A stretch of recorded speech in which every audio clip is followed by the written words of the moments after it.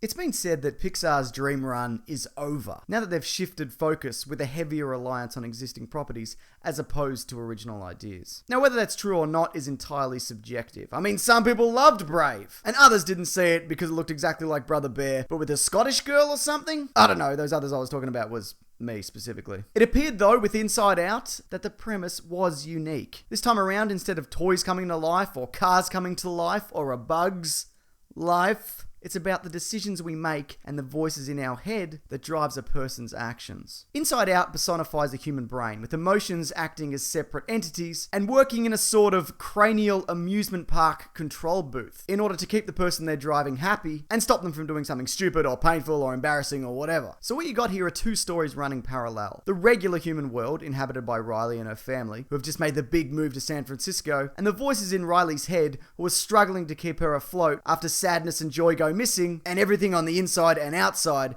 goes from bad to worse. So yeah, like I said, interesting premise. Think Wreck-It Ralph crossed with Finding Nemo. Made all the more interesting by the voices behind the voices in Riley's head. Amy Poehler, Bill Hader, Mindy Kaling. All terrific. Though I guess that can be said for all Pixar movies. Even Larry the Cable Guy as Mater, who is just completely intolerable, gives it his all. And I'm sure that awful character is some idiot's favourite. Great world building also, probably a little complicated for kids. Not that I think it'll bother them, as it moves along swiftly enough. But I like the wacky explanations for why certain traits of a person exist, and the way in which certain things are handled, like imaginary friends, imaginary boyfriends, how dreams come about, how fears manifest, and what happens to memories that are forgotten. And of course, along the way, there are lots of laughs to be had. I found specifically when it came to going inside the minds of those who weren't Riley. In addition to the traditional Pixar tropes of loss, growing up, letting go, rats wanting to cook. Yeah, all of that, you also get a solid underlying message, which I can't spoil here because it's kind of the point of the movie, but I think kids and adults alike can walk away from this whole thing and each get something out of it. On the flip side of that, and I'm well aware that this is very much a personal preference thing, but I don't like the idea that a world like this is so finite in terms of where you can go and how fragile it is. These little people are trapped inside a girl's head with no chance of escape. They live and die within the confines of a human skull. I try not to think about that too much because it gives me a real sense of unease, the same way that the world of Wreck-It Ralph did. You know how it's in this tiny old arcade, and if they have just one bad day of business, then this whole thing is over. What if they turn off all the machines? What happens to the Wreck-It Ralph man? But look, all in all, this is not Pixar's greatest movie ever made, but it's solid. And on a scale of Toy Story to Cars 2, it's certainly more Toy Story. Though to be fair, I haven't seen Cars 2, but yeah, it's definitely shit. As for my rating, well, out of the two possible, I give this one gets a best movie ever. Like I said, there's a lot to like here for both adults and kids, especially if you can put aside the incredibly fragile and confined world that they live in that can all disappear with a swift knock to the side of the head.